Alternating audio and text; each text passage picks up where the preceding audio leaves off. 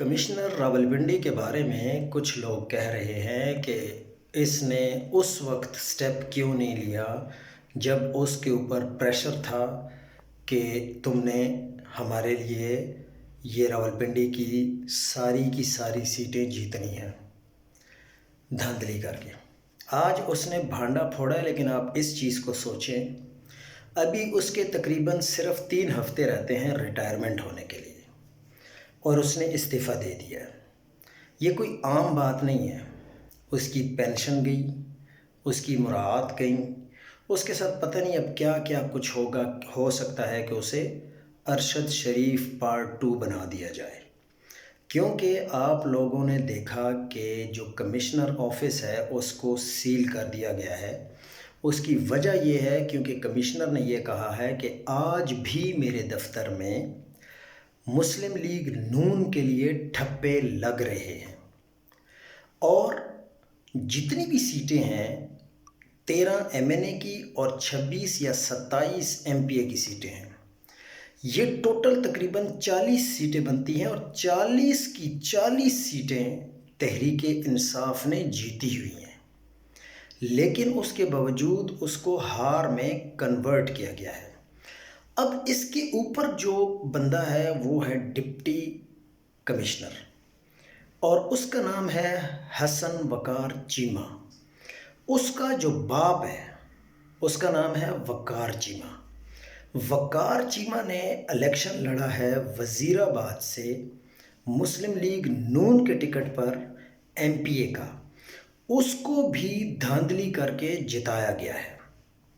اب یہ جو ڈپٹی کمشنر وقار چیمہ ہے، اس کو تیار کر لیا گیا ہے کہ اس نے اپنے جونیئر، یعنی جس نے آج پریس کانفرنس کی ہے، وہ ڈپٹی کمشنر کا جونیئر ہے۔ ڈپٹی کمشنر کو تیار کر لیا گیا ہے کہ وہ اس کمشنر کو جھوٹا ثابت کریں۔ اس کی وجہ کیا ہے؟ کیونکہ اس کا باپ مسلم لیگ نون سے تعلق رکھتا ہے، جو ڈپٹی کمشنر ہے اس کا باپ۔ لازمی بات ہے وہ اپنے باپ کی سیٹ ضائع ہونے نہیں دے گا، یعنی مسلم لیگ کو اگر نقصان ہوتا ہے، مسلم لیگ نون کو، اور ان کی حکومت پنجاب میں نہیں بنتی، اسلام آباد میں نہیں بنتی، تو اس کے باپ کے جیتنے کا تو کوئی فائدہ ہی نہیں ہے۔ اس کے باپ سے بھی سیٹ جا سکتی ہے، اور جائے گی، لازمی بات ہے۔ پی ٹی آئی آخری دم تک لڑے گی۔ لیکن آج جو سب سے مین بات کی ہے کمشنر نے، وہ یہ کہا ہے کہ چیف الیکشن کمشنر بھی اس میں انوالو ہے، اور چیف جسٹس آف پاکستان بھی اس میں انوالو ہے۔ اب آپ اندازہ لگائیں، شاید آپ نے دنیا کی تاریخ میں ایسا کبھی نہ دیکھا ہو اور نہ سنا ہو کہ چیف جسٹس آف پاکستان جو کہتے ہیں کہ میں میڈیا نہیں دیکھتا، میں ٹی وی نہیں دیکھتا، تو آج ان کو کیسے پتہ چل گیا ہے کہ ان کے بارے میں کوئی بات ہوئی ہے؟ وہ فوراً باہر آئے اور انہوں نے یوٹیوبر کو انٹرویو دے ڈالا، اور انہوں نے کہا کہ آپ کل کو میرے اوپر چوری کا الزام لگا سکتے ہیں، کل کو آپ کے پاس کوئی ثبوت ہے تو ثبوت لا کے بات کریں۔ اور بھائی ثبوت اس کے پاس کہاں سے آئیں گے؟ آپ لوگوں نے کمشنر آفس کو سیل کر دیا ہے۔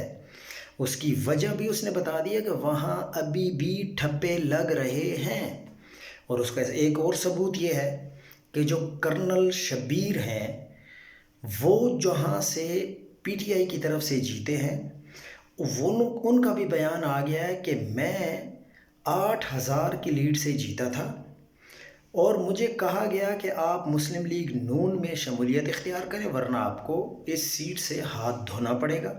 تو میں نے چونکہ انکار کر دیا کہ میں کبھی بھی مسلم لیگ نون میں شامل نہیں ہوں گا، تو 13,000 میرے جیتے ہوئے ووٹوں کے اوپر ڈبل ٹھپے لگا کے ان ووٹوں کو ریجیکٹ کر دیا گیا اور مجھے ہرا دیا گیا۔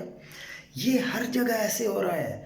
اب فارم 45 بھی نئے بن چکے ہوں گے، اور ٹھپے بھی لگ رہے ہیں، جس طرح یوسف رضا گیلانی کے کیس میں ہوا ہے۔ لیکن پاکستانیوں یہ یاد رکھنا، کمشنر نے بہت ہی بولڈ سٹیپ لیا ہے۔ اس نے اپنی زندگی، اپنے بچوں کی زندگی داؤ پہ لگا دی ہے، کیونکہ اس کو کسی قسم کی مراعات نہیں ملیں گی۔ جب خیر ہو سکتا ہے اس کو زندہ بھی نہ چھوڑا جائے، لیکن کون اپنے ریٹائرمنٹ سے 3 یا 4 ہفتے پہلے سچ بول کے سب کچھ ہی گنوا دے، بقول اس کے کہ مجھے راتوں کو نیند نہیں آتی، میں خودکشی کرنے لگا تھا۔ اس کی وجہ کیا بنی کہ بس میں پاکستانیوں کو دھوکہ نہیں دینا چاہتا۔ میں نے جو غلط کام کیا ہے اس کے بدلے مجھے کچہری چوک پر پھانسی دے دی جائے۔ میں پھانسی لینے کو قبول کروں گا کیونکہ میں نے بہت بڑا ظلم کیا ہے اس پاکستانی قوم کے ساتھ۔ اور اس نے یہ بھی کہا کہ میرے جتنے بھی آروز تھے وہ بیچارے رو رہے تھے کہ سر یہ کام آپ ہم سے نہ کروائیں، ہم یہ نہیں کرنا چاہتے، لیکن میں نے ان کو مجبور کیا۔ کیوں؟ کیونکہ وہ میرے جونیئرز تھے۔ اب گورنمنٹ سیکٹر میں جونیئرز کبھی بھی سینئرز کے سامنے کھڑے نہیں ہوتے، لیکن داد دینی پڑے گی اس شخص کو۔ اب اس کے ساتھ جو بھی ہوگا وہ تو دیکھا جائے گا، لیکن پاکستانی قوم کی یہ ذمہ داری بنتی ہے کہ اب ہم اس کمشنر کو ارشد شریف پارٹ 2 نہ بننے دیں۔